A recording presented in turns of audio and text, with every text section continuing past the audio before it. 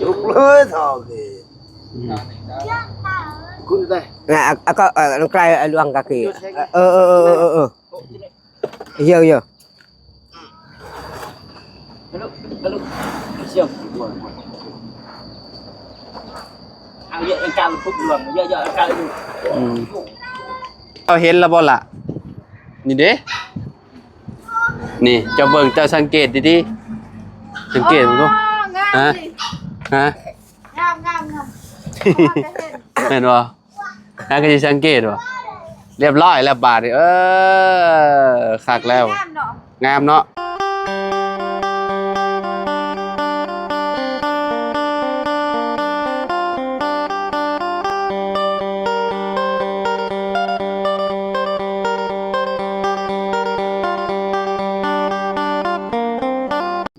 กราบสบายดี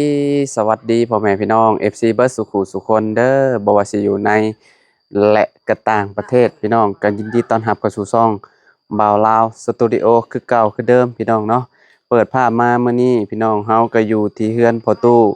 7ปีพี่น้องเอ้ยเนาะพอดีว่าทางทีมงานพอเลิมเนาะเพิ่นมาเทพื้นเด้อพี่น้องเอ้ยเนาะมาเทพื้นเฮือนพ่อตู้7ปีเพิ่นพี่น้องเอ้ยเนาะตอนนี้พากันส่วนดินอยู่พี่น้องเนาะส่วนดินเข่าบอลที่ว่ามันบ่เพียงพี่น้องเอ้ยเนาะเอาไปเบิ่งไปชมนำกันพี่น้องโดยพี่น้องเอ้ยเนาะโอ้ประตูนี่ถือว่าสุดยอดเลยพี่น้องเอ้ยเนาะแบบว่าปกทรายเมียนเนาะบ่ให้ฝนตกมันไหลไปน้ำน้ำพี่น้องเราปกเมียนแบบนี้เลยเนาะหินนี่ปลอดภัยเพราะว่ามันเป็นมะกะหินอันนี้น้ำเดี๋ยวมันถึกน้ำแล้วมันไหลไปได้ทรายเนาะดีอยู่พี่น้องเอ้ยเนาะโอ้ทีมสร้างเห็ดพี่น้องเอ้ยเนาะผมคักแล้วเนาะเมื่อคืนนี่ฝนกระตกแห้งเติบเลยพี่น้องเอ้ยเนาะฝนตกแห้งเติบน้ำจนหงเนาะเฮือนประตูให้เพิ่นเอาออกมาประมาณนี้นะพี่น้องออกประมาณ50เซนเนาะสบายดีตู้มันชวนมันชวนตู้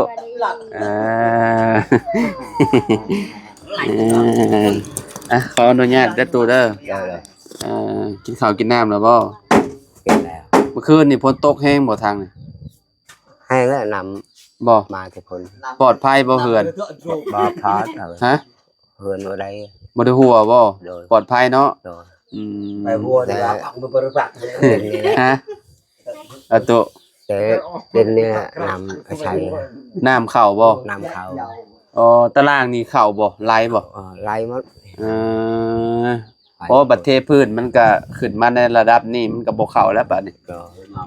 สบายแล้วเจ้าเนาะเอาเพิ่นปรับพี่น้องปรับหน้าดินให้มันเพียงกันเพราะว่าแถวนี้ เรายังแอมกระแตะนั่นแหละเรายังนอนอยู่รูปนี้เลย มาพี่สบายดีเด้อพอเริ่มเด้อแล้วก็ไอ้ทุ่งเนาะแล้วก็อันน่ะลืมชื่อไอ้จิตบ่อ๋อสมจิตพี่น้องเนาะ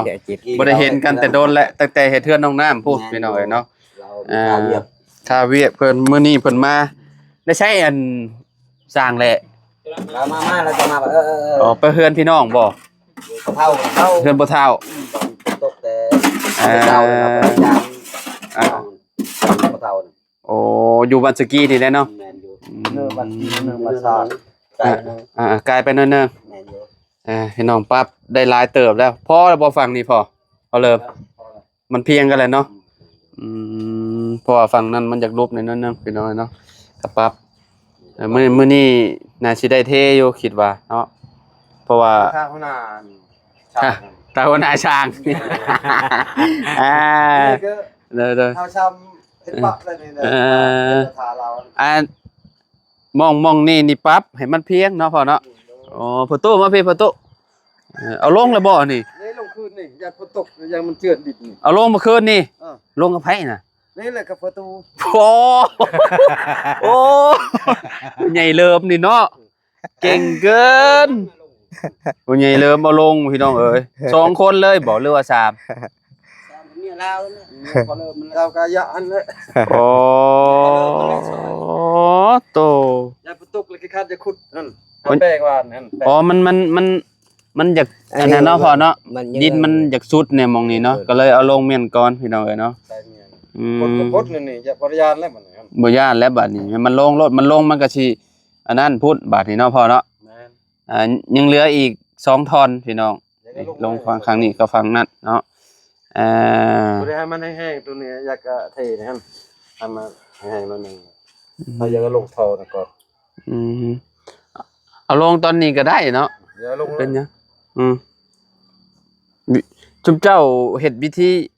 กับเนาะคือว่าแหละวิธีไผวิธีลาวพี่น้องเอ้ยเนาะแบบ เขาได้เขา เราเอาลงนี่บ่ฮู้ว่าเราเอาลงแบบใดนี่พี่น้องเอ้ยเนาะบ่ได้ใส่เชือกแน่นะพ่อเนาะ ใช่ไหมชื่อ ใส่ไม้ตะลูดลงแม่นบ่อ๋อ นี่ได้ไหม เอาไม้อันซักไว้คนละ2ข้างแม่นบ่ตุ โดย ใช่นี่เลย อืมแบบนี้แล้วก็ตะลูดลงบ่พอ โดย อ่าโอ้แบบว่าบ่ต้องลงหลายคนก็ได้นี่เนาะ ง่าย ง่ายๆพี่น้องเอ้ยเนาะถือว่าแบบ ลงมัน คักดีเราเฮ็ดท่อนหนึงนี่ประมาณได้แล้วประมาณ50โลบ่เพิ่กว่าว่าจักพี่น้องเอ้ยเนาะอันท่อนท่อนี่นะ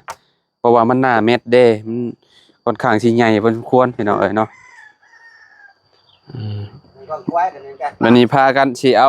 ท่อลงอีกพี่น้องเนาะลงให้มันแล้วเลยเนาะเหลืออีก2ท่อนระวังเด้อตู้เด้อจักหน่อยได้แพ้ได้จักหน่อยเลย บ่ได้เฮ็ดเวียกอะไร บ่ได้เฮ็ดเวียกนะตู้เนาะ โดย เออ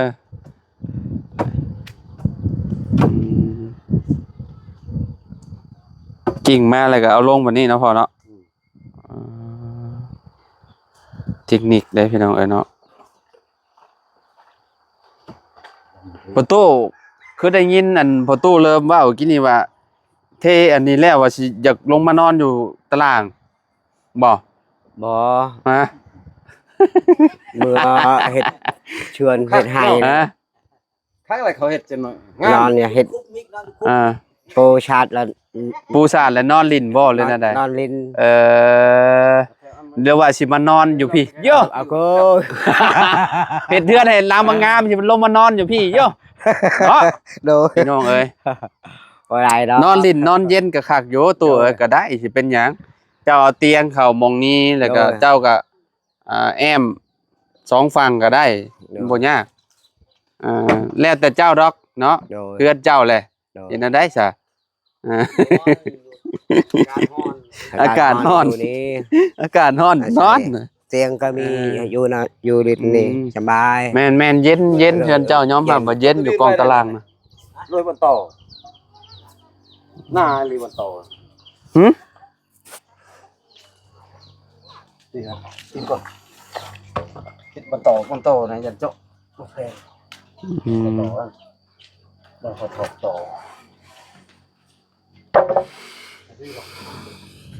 มื้อนั้นให้เราขุดก็ขุดบ่ประมาณมื้อปลายๆพี่น้องกันแล้วยอมรับเราอยู่เราขุดเอาบางทีมีแต่ก้อนหน่วยใหญ่เราจนสิยาเลยแรกๆว่าสิยอมเลยขุดไปพอเจอมีแต่บางทีด้านหน่วยใหญ่ๆเลยอืม เจาะระบันห้องนั่นเนาะ อืม เจาะห้องวันนี้ห้องต่อห้องเลยเดี๋ยวเต้ไปละเท่เหรอเดี๋ยวไปตัวนี้ เจาะเอาท่อร้อยใส่พี่น้องเจาะให้มันเวลามันตัวใดตัวหนึ่งเต็มมันก็สิเข้าหากันได้ จริงๆมันก็บ่เต็มดอก เพราะว่าพอตู้เราเพ้อๆยันบ่เข้าห้องน้ำซ้ำบ่จักเดี๋ยวบัดเฮ็ดแล้วเดี๋ยวสิสอนวิธีการอันนั้นรักษาทำความสะอาดมันเดี๋ยวตู้เด้อ โดย โต๊ะรวมตัวโต๊ะเรียบบ่ โอ้ลูกสาวบ่แม่นเนาะคิดว่าลูกสาวประตู นี่ แม่นแต่มอนี่ได้นี่เนาะเบลบ่ใช่เบลอ่ะถึงเพื่อนบ่ อยู่เพื่อน เออ เตะมันนะครับ ยังบ่ได้ตีมัน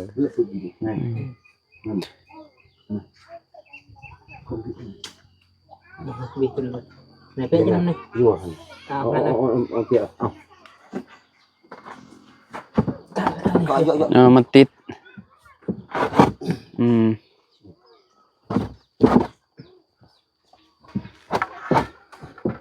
Đây, sang lên. สบายดีเด้อ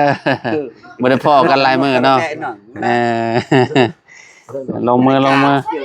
Cắm máy. เออ Phải mày lên. Xe cử. ยอมรับว่าเก่งขนาดเลยเป็นไงเริ่มอ่า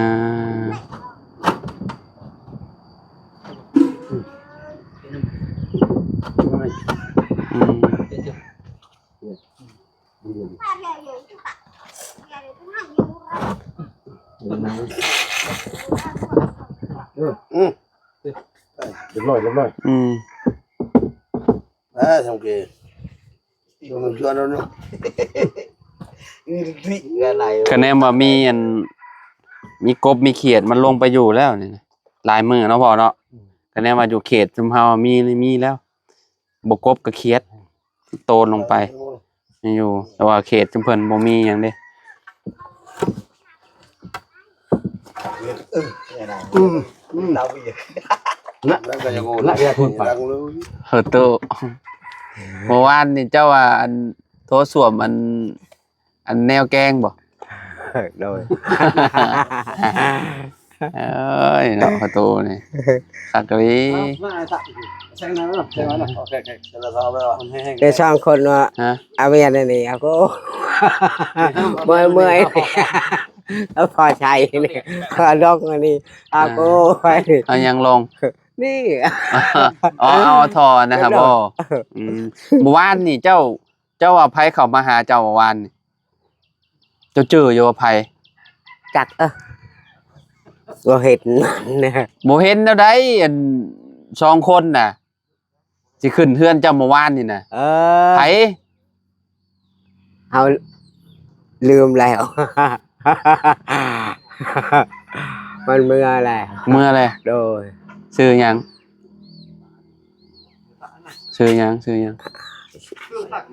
ฮะ Chứ ôi hao lườm nào. Sao con อ่า ไปขึ้นเฮือนเฮา แม่น2คน โดย เบาหยัง เบา อืมออกตู้เพิ่นมาเลยบ่แม่นเบาเตียงบ่ นั่นแหละ เบาเตียง เบาเตียงก็ เบาเตียงกับน้องเมฆ น้องเมฆว่ะ แม่น เอาลืมแล้วนั่นแหละ เบิ่งวิธีเพิ่นนี่เมื่อคืนนี่ก็แบบนี้บ่เฮ็ดแบบนี้บ่ แบบนี้ เออ เฮาเฮ็ดกับพ่อชัยเอาลง Tôi đang có hai pin. Vẫn là chưa? อืม Xem nữa. เอาลงข้างหนึ่งก่อนเนาะ nhục quay ăn kiêng luôn แล้วติดมุมนั่นน่ะ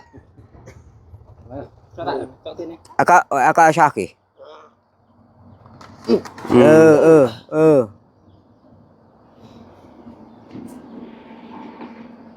Cái lỗ tắt rồi. Gấp. Cái lỗ này. Ca là luôn này. อืม Thôi đây đây. Các bạn xong việc. Thôi rồi.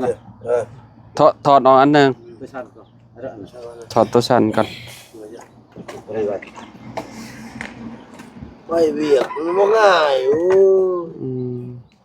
อื่นเลยยังคาเวียกอีก ข้าวเวียกใช่อีก บ้านเนี่ยอยู่ทรงบัตร ฮะ ทรงบัตร dạ bỏ บัตรเชิญ giờ lên อ่า งับเลยทรงบัตรเชิญว่าขึ้นมาพ้นทุกมันนี่ขนาดน่ะมือเลยงานดองงานชายเนี่ย อืมโอ้งานดองยังมีอยู่เนาะ ยังมีสาวนะบุกเกี่ยวนี่ เดือน7แหละ Quay đây. Chưa bục. อ่ะพี่น้องเอ้ยเนาะโอ้เพิ่นเฮ็ดแบบนี้เนาะวิธีเพิ่นอืม xí rồi chứ kì xí rồi chứ kì thế sẽ đâu chưa kia rồi Đúng mấy kìa. เป็นในเราเอาไปไว้ช่วงสุดท้าย ใช่กันเลย ใช่เนี่ย โดนนะ แล้วนี่ พันกันได้ เชื่อ เอาไปใหญ่เลยโอ้เลย โอเค ได้แล้วบัดนี้ ทำนี่ โอเคแล้วมีแต่อันนั้นเอาดินลงแล้วมันก็แน่นเองมันดอก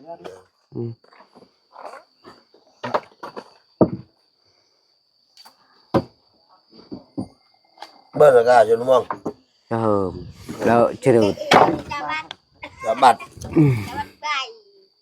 ใส่ มื้อนี้เมียบ่ได้ไปอันนั้นบ่ บ่ บ่ได้ไปให้ไปอันนั้นบ่ เนาะ พักผ่อนบ่ พัน บ่ อ่า พันตกก็พักผ่อนก่อน ฝนตกพักผ่อนบ่ตุเออ จุกเลยทองดีคุณได้ นะก็ลงใกล้ลวงก็คือเยอะ ลูกเชี่ยวเอาเยอะเป็นการพุกดวงเยอะๆการดู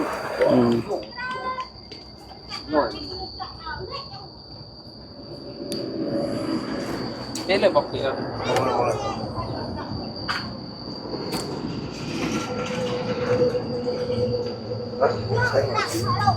เล่นใช่ไหม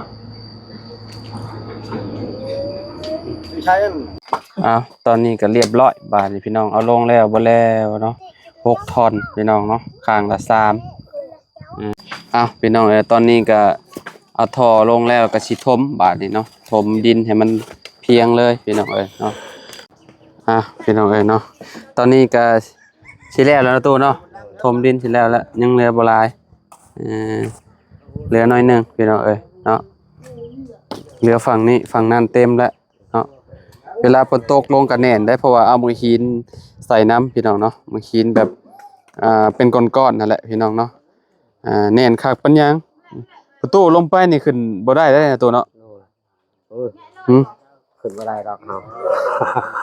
ตกดี ตกลงนี่ขึ้นบ่ได้เหรอ ขึ้นบ่ได้แล้วใช้ขึ้นดำหมดเอาให้ชี้เอาเมียนอยู่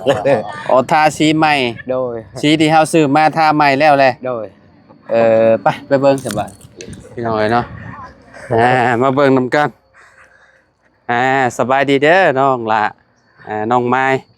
น้องทายเนาะลืม ลองทาย น้องไม่ตู้ล่ะเจ้าเห็นแล้วบ่ล่ะนี่เด้นี่เจ้าเบิ่งเจ้าสังเกตดีๆสังเกตบ่ฮะงาม แม่นบ่ก็สิสังเกตบ่เรียบร้อยแล้วบาดนี่คักแล้วงามเนาะเข้ากับเพื่อนบัดนี้เนาะสีแบบเข้มข้นพี่น้องเนาะบัดนี้เนาะ โจก็ เปลี่ยนสีใหม่ให้ประตูแล้วพี่น้องคักเนาะโชคดีเนาะประตูนี่เนาะ โดย ขนาดได้ทายยังทายอีกเรื่อย เปลี่ยนสีให้แล้วบัดนี้พี่น้องเนาะเป็นสีนี่เลยแดงเข้มเลยพี่น้องเนาะสีตับหมูเข้มนะแบบมันสิกบกลืนกันบัดนี้พี่น้องเนาะแบบแนมมาแต่ไกลก็สิเป็นสีนี่เนี่ยบัดนี่น้องละน้อยฮะก็สิเห็นประสาทพี่น้องเนาะเพิ่นท่าแล้วตอนใดในตู้ฮะบักเช้านี้เลยบ่ วันเช้านี้แล้ว อั นนี้เอาอยากทาอันนี้ก็ บ่ทราบเนี่ยแบบคนตกแห้งๆก็บ่ฮู้บ่ยังบ่ บ่ ได้รับบ่ บ่ โอเคบ่ บ่มี เป็นฮู้เป็นยังสิแก้ไขแน่ บ่มีหัว บ่มี ก็แนมมีบอกเพิ่นได้เพิ่นแก้ให้ได้ตู้เอ้ย ไปแล้วก็ไปเพิ่น บ่มี จนน้อยสร้างแลกับทีมงานย้ายไปหม่องใหม่บ่ว่าเฮือนหัวบ่เอ้ย มีหน้ามันโอ้เพิ่นก็ยังบ่เดิมยังตามรถ โดยบ่มีดอก บ่มีเนาะคือแบบนี้เนาะพี่น้องเอ้ย อั เนาะ นนี้ เบาแล้ว พอใช้ว่าอันนี้เขาใช้ดำหมดได้บ่ ใช่ อันนี้ก็ทาขาวๆนี่ แม่นใส่แล้วแหละสิเจ้าสิใส่ขอบดำเจ้าก็ใส่ให้เราใส่ให้รอดนี่ทางเข่านี่ มีทางขาว ทาขอบดำให้เราแน่เนาะนี่ขอบดำมันนี่น่ะทางเข่าเราเนี่ย นะนี่ กลอกแนวบงประตู วงหมุดเนี่ยเฮาก็ไปมีเตียแยะนี่ไปดาวไว้ดาวก็กลากๆเฮ็ดกัน เราอยากได้เป็นสีเดียวกันเด้สีคือสิท่านิท่าให้เราหน่อยเด้อสิให้เพิ่นกินน้ำกินในก่อนพี่น้องเนาะเพิ่นแก้ให้เด้เพิ่นแก้ให้เนาะมุมนี้เพิ่นท่าให้เบิดเลยพี่น้องเนาะท่า ประตูทาก้อนแหละคือ ฮะ ข้าวหมดเลยเราแก้ได้ พี่น้องเนาะอันนี้ก็สิให้เพิ่นกินน้ำกินในพี่น้องเนาะแบบทางทีมสร้างเพิ่นนี่แหละพี่น้องเอ้ยเนาะแล้วบาดนี้เนาะยังเหลือแต่ทางเข้าก็คือแบบจบเลยบัดนี้งามเข้ากันแหละบัดนี้เนาะนี่แต่เป็นพวกวงอันนี้พี่น้องก็มันก็เข้ากันแหละบัดนี้งามแหละเนาะ อันนี้บ่แล้วนี่ใช้อันนี้งามแล้วเบื้องนี้ก็งาม ฝั่งนี้ก็เชียวออกมา50เซนก็ที่ฮู้แล้วพี่น้อง50เซน50เซนฝั่งนั้นก็50เซนเนาะพี่น้องเอ้ยเนาะก็สิเอาเงินให้ที่ว่าเพิ่นแก้ซีให้เด้อเอาให้ประตูเริ่มหน่อยเด้อ200,000เด้อประตูเด้อขอบใจหลายๆที่แก้ ให้ใจดีให้ค่าทาชีกับใจลายก็บ่วางมาประตูให้อันนะให้งามเพิ่นประตูก็แล้วอันนี้ก็ขอบใจให้กินน้ำให้กินใน คัก มันแต่ให้ร่ำให้รวยต่อไปเจ็บอยากใช้ได้จะชุบน่าจะว่า ให้มี เด้อให้บุญให้ยืนต่อไปเด้อ โอ้ยสาธุเนาะพ่อเนาะพี่น้องเอ้ยเนาะโอเคพี่น้องเนาะตอนนี้ก็มีแต่ถ้าเบิ่งนํกันเนาะมื้อนี้ก็เนาะทางทีมสร้างเพิ่นมาแล้วพี่น้องเนาะเอาท่อลงกันแล้วแหละเนาะบัดนี้ก็มีแต่สิเทพื้นให้พ่อตู้เพิ่นเนาะแล้วก็แก้อันนี้ให้เพิ่นก็มาแต่เช้าๆพุ่นแหละพี่น้องมาแก้ทาสีให้พ่อตู้ใหม่พี่น้องเอ้ยเนาะประมาณนี้เนาะทีมสร้างเพิ่นมามื้อนี้ก็บ่ฮู้ว่าสิได้หลายปานใดเพราะว่าเพิ่นก็เอาดินถมหม่องหันแน่พี่น้องเนาะบ่อนที่ว่ามันบ่เพียงพี่น้องเนาะก็ถมแล้วก็เอาท่อลงพร้อมพี่น้องมื้อนี้เนาะท่อลงแล้วเรียบร้อยแล้วแต่ประตูเอาลง4ท่อนเลยกับประตูเริ่มเนาะเมื่อวานนี่ป้ามาตอนเช้ายังเหลืออยู่2ท่อนก็เอาลงเนาะตู้เนาะก็ถือว่า โดยก็ถือว่าเนาะไวว่าพอสมควรพี่น้องเนาะทางประตูเริ่มแล้วเฮ็ดเนาะก็ถ้าเบิ่งนํกันพี่น้องว่ามื้อนี้สิได้ฮอดชัยเนาะทีมช่างเพิ่นก็มาครบเลย4คนพี่น้องมื้อนี้เพิ่นก็ได้แก้นี่ให้ทาสีแม่น5คนลืมไปเนาะพี่น้อง 5คนเพิ่นก็แก้อันนี้ให้แล้วพี่น้องเนาะแก้สีเนาะพี่น้องทาสีให้ใหม่แล้วเนาะแนมไปก็สิเห็นแบบสีกบกลืนกันเลยบาดนี้พี่น้องเอ้ยเนาะเพื่อนประตูงามคักปัญญังบัดนี้นะตู้เนาะขอบคุณทางผู้ใหญ่เพิ่นแน่ตู้ทางเอื้อยเด้อถูกใหญ่ให้เฮ็ดเฮือนปลาประตูนี่เฮ็ดปลาช้างอยู่เฮ็ดยังใช้แล้วเนี่ยใช้เกาะเป็นปูปูดินนี่อยู่บนอยู่นำกัน